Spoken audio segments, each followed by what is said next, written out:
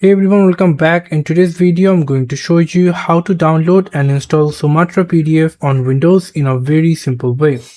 What you can do, you can simply open any of your favorite browser, then simply come over into the search option and simply search for Sumatra PDF Windows. Click on that, and then you're going to get Sumatra PDF Reader download page. If you click on that, you can simply get 64-bit builds, ARM 64-bit builds and 32-bit builds. So I'm going to look for a 64-bit build. So I'm going to click on the Sumatra PDF 3.6.1 install exe.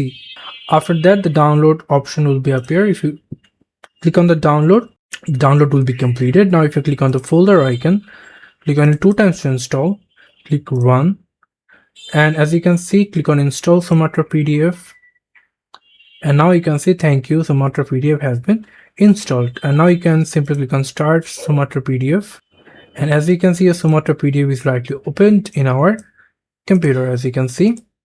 So yeah, this is how you can simply download and install Sumatra PDF in your Windows. Thank you so much for watching. I hope to see you for another videos. Till then, goodbye.